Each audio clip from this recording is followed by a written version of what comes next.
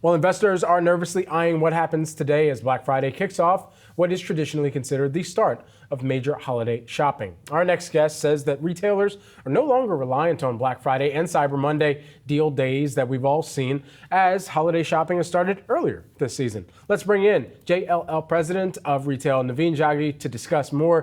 Great to see you, Naveen. Help us break down what you're seeing from your perspective here and the expectations going into this holiday shopping season versus years past.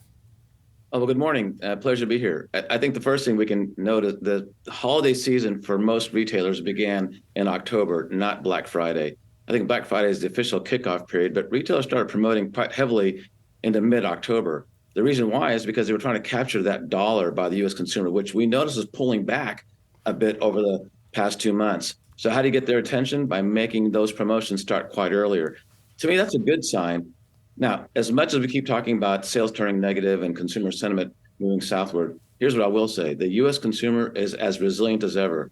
And they prove time and time again that they will spend when they've given the opportunity to spend. And no better example than when we came out of the pandemic in 20, and we saw the whiplash at a massive 16 to 17% year over year in holiday sales from 20 to 21 to show, look for the U.S. consumer to surprise us this holiday season. I predict between 5 and 6% above last year trends. Naveen, what are you seeing at JLL just in terms of leasing activity from retailers and how some of their strategy maybe has shifted or adjusted as a result of what you were just saying in terms of what consumers are spending on and some of the changes that we saw take place during the pandemic? Well, I think what we're seeing, first of all, is leasing volume, broadly speaking, nationally is down about 12%. Now, where is that reflected? Well, that's reflected in your standard soft goods and your big box retailers not signing as many leases for 24 as they did in 23 and 22.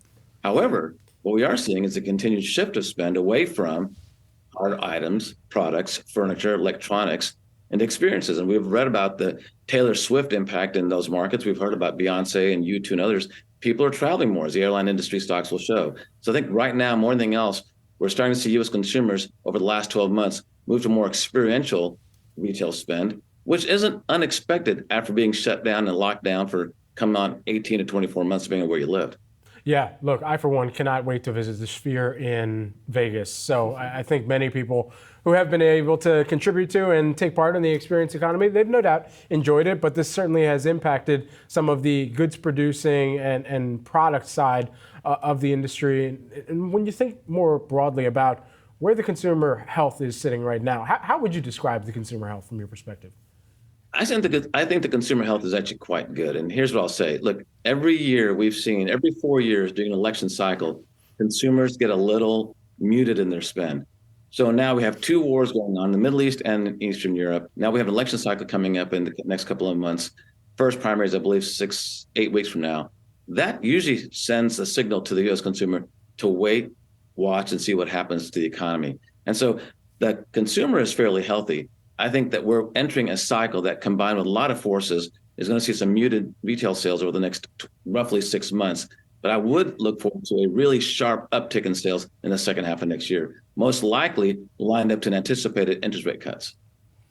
I mean, in terms of the outperformers of what you're seeing from those who lease from you, who is outperforming, who's best positioned, and for the consumers that are still spending in this environment, what are they buying? Well, we've seen some really good numbers coming out of retailers like Abercrombie, and I think that's a good example of a retailer that's done quite well. Lululemon does quite well.